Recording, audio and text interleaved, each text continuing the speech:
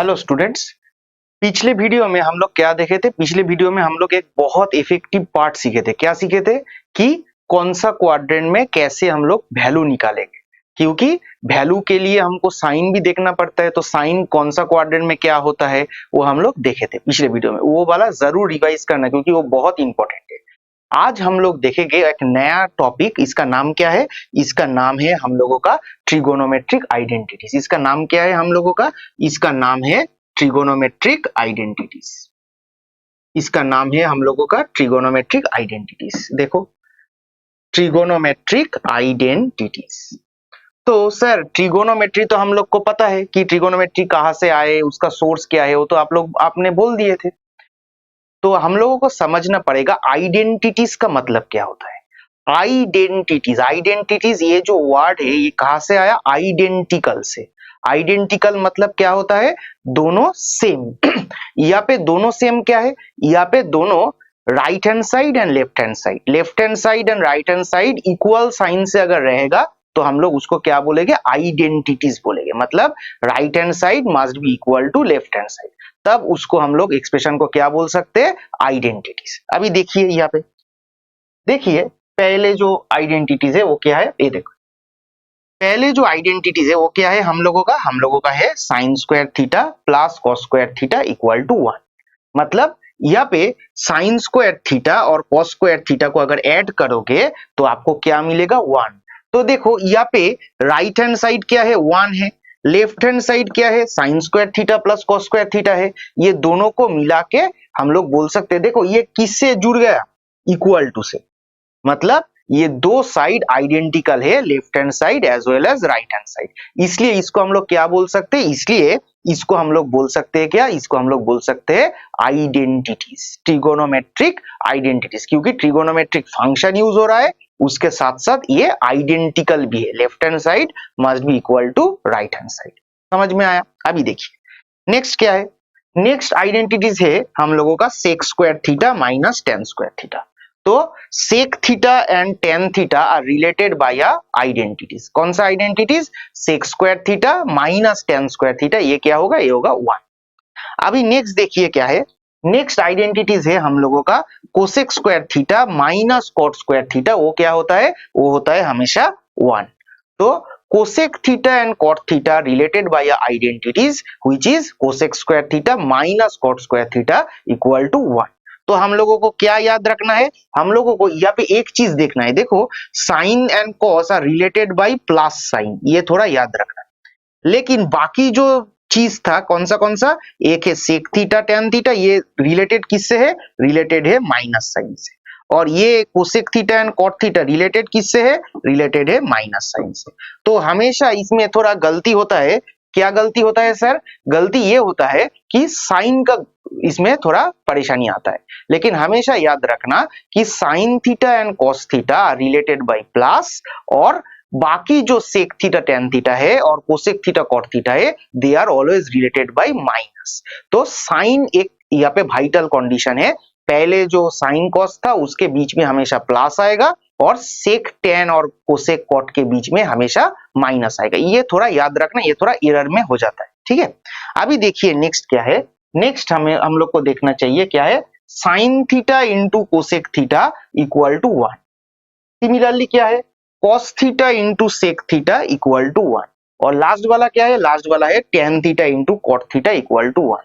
अभी आप लोगों को थोड़ा याद है शायद क्या कि रेसिप्रोकल मैंने पढ़ाया था। मैंने जो 6 रेशियो लिखाया था उसमें पहले वाला जो 3 रेशियो था वो मैंने डिराइव किया था, फिर उसको उल्टा करके बाकी तीनों रेशियो हम लोग निकाले थे। तब मैंने दिखाया था कि साइन थीटा किसका रेसिप्रोकल होता है? कोसेक का। सिमिलरली सेक किसका रेसिप्रोकल होता है? कॉस थीटा का। और कॉट किसका रेसिप्रोकल होता है? टेन थीटा का। तो आप लोग खुद बोलिए, अगर रेसिप्रोकल का रिलेशनशिप है तो दोनों को अगर मल्टीप्लाई करोगे तो क्या आएगा? 1 आएगा। जैसे यहाँ पे मैंने हम लोग दिखाए कि साइन को सपोज हम लोग लिखते हैं कोसेक थीटा। कोसेक थीटा मतलब क्या होता है? 1 बाई साइन थीटा। तो ये साइन थीटा को तुम यहाँ पे ले जाओ तो हम लोग क्या लिख सकते हैं? Cosec theta into sine theta equal to 1। आया? पहले वाला जो मैंने लिखा था वो आया? हाँ, ये देखो तो cosec theta into sine theta, जो मैंने पहले जो आइडेंटिटीज लिखा था वो मैंने डिराइव कर दिया। तो सेम तरीके से sec theta into cos theta equal to 1, tan theta into cot theta equal to 1। आप लोग समझ गए हो। नेक्स्ट देखिए क्या, नेक्स्ट है देखिए डोमेन्स एंड रेंज, बहुत बहुत इंपॉर्टेंट एंड वाइटल। पहले हम लोगों को समझना क्या है, पहले सर हम लोगों को समझना है डोमेन एंड रेंज क्या है। हमेशा याद रखना डोमेन किसको बोलते हैं, हम लोग जो पिछले वीडियो में हम लोग एक चीज सीखे थे, क्या एक चीज सीखे थे कि हॉराइजॉन्टल जो एक्सिस होता है उसको हम लोग क्या बोलते हैं, उसको हम लोग बोलते हैं एब्सिसा, और वर्टिकल जो एक्सिस होता है उसको हम लोग क्या बोलते हैं, ऑर्डिनेट। वो जो एब्सिसा का वैल्यू है, मतलब एक्स का जो वैल्यू होता है उसको हम लोग क्या बोलते हैं, उसको हम लोग डोमेन बोल सकते हैं। और y का जो वैल्यू होता है उसको हम लोग क्या बोलते हैं, उसको हम लोग रेंज बोलते हैं। तो हम लोग अगर बोर्ड में देखें कि देखिए कि suppose y equal to f x, यहाँ पे f क्या है, f है रिलेशन, मतलब ये जो y है और x है ये दोनों के बीच का एक रिलेशन है f। f को हम लोग क्या बोलते हैं, हम लोग फंक्शन भी बोल सकते हैं। तो इसमें आप लोग जो x बैठाओगे ना वही है क्या, वही है डोमेन।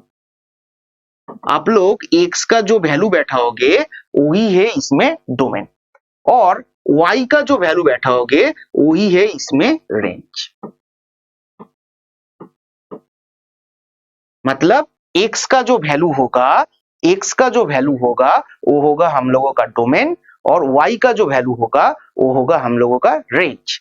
अभी हम लोग थोड़ा और चीज सीखे, क्या देखो हम लोगों का दो तरीका का वेरिएबल होता है, कौन सा, एक होता है डिपेंडेंट वेरिएबल और दूसरा होता है इंडिपेंडेंट वेरिएबल। इंडिपेंडेंट वेरिएबल क्या होता है सर, वो जो x दिख रहे हो ना, x का वैल्यू किसी के ऊपर डिपेंडेंट नहीं, इसलिए x को हम लोग बोल सकते हैं क्या, इंडिपेंडेंट वेरिएबल।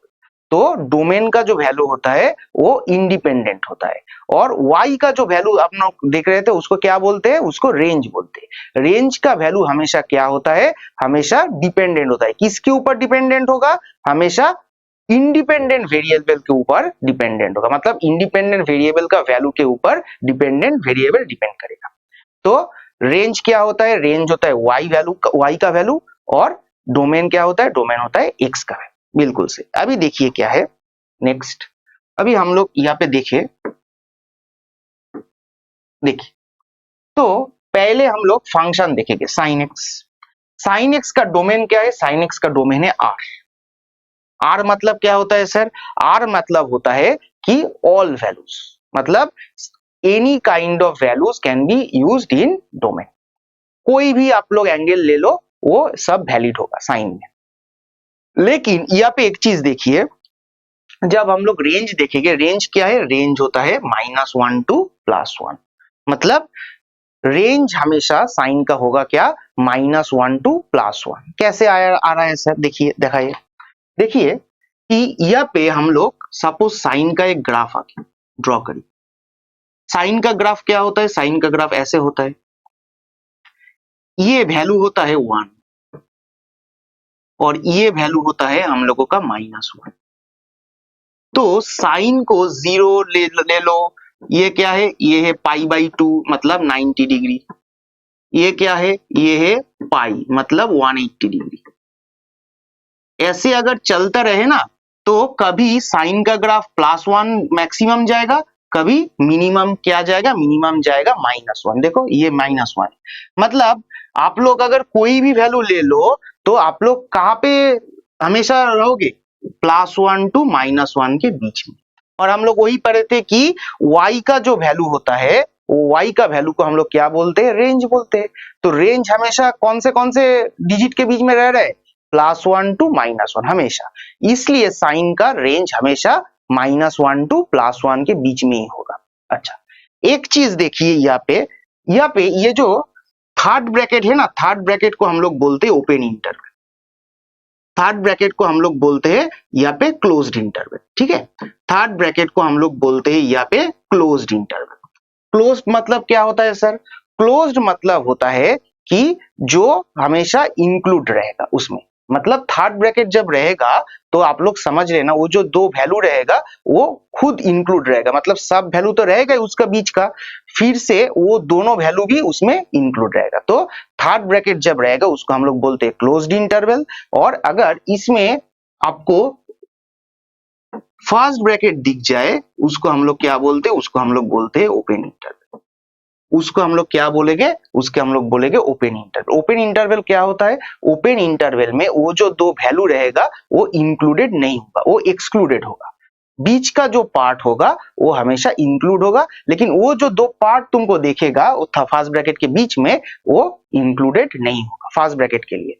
तो उसको हम लोग क्या बोलेंगे, उसको हम लोग बोलेंगे ओपन इंटरवल, और थर्ड ब्रैकेट को हम लोग क्या बोलेंगे, क्लोज्ड इंटरवल, मतलब वो दो वैल्यू भी इंक्लूडेड होगा। अभी देखिए क्या है, अभी है नेक्स्ट क्या है, देखिए कॉस। कॉस के भी आप लोग जानते हैं कि साइन अगर ऐसे होगा सर तो कॉस भी सेम ही होगा, क्योंकि कॉस क्या है, साइन का कॉम्प्लीमेंट।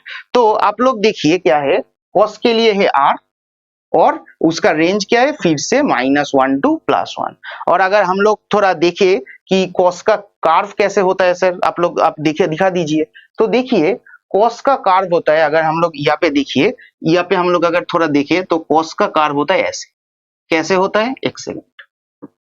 कॉस का कर्व होता है हम लोगों का, देखिए कॉस का कर्व हमेशा कैसा होता है, कॉस का कर्व हमेशा होता है ऐसे।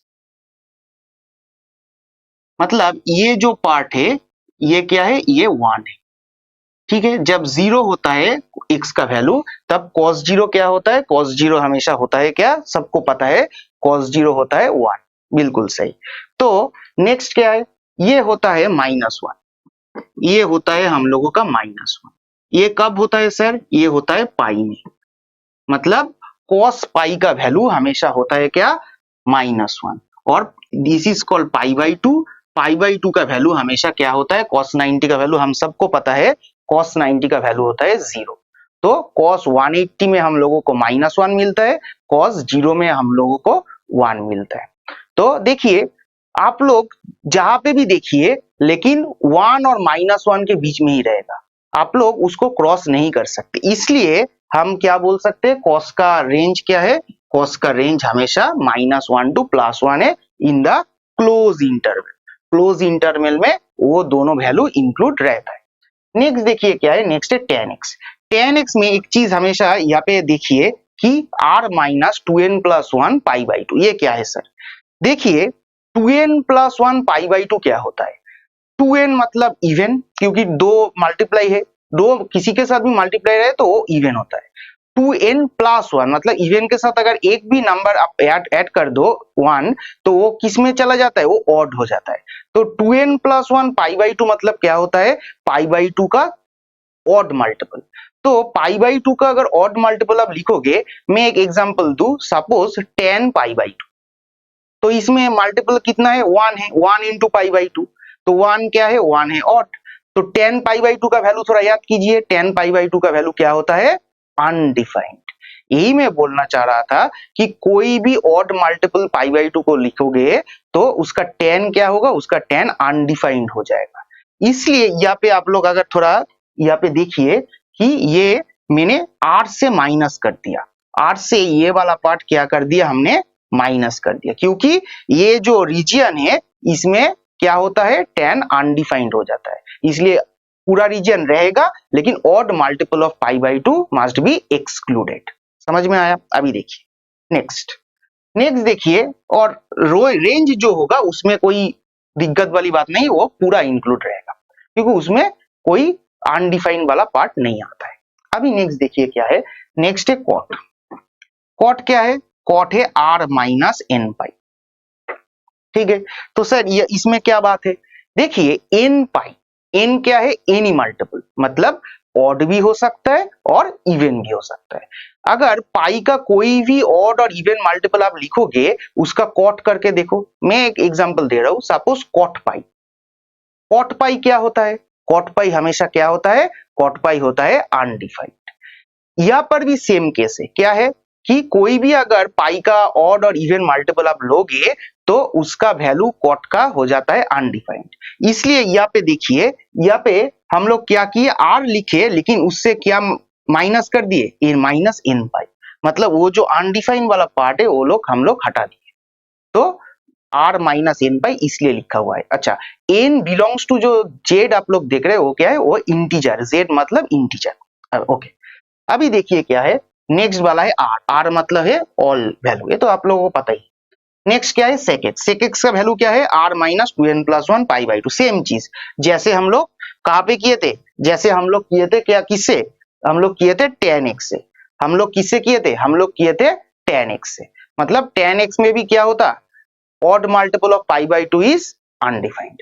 सिमिलरली यहाँ पे भी क्या होगा, सेक में होगा 2n plus 1 pi by 2, मतलब odd multiple of pi by 2 का अगर सेक लोगे वो भी अनडिफाइंड हो जाएगा, इसलिए r minus 2n plus 1 pi by 2।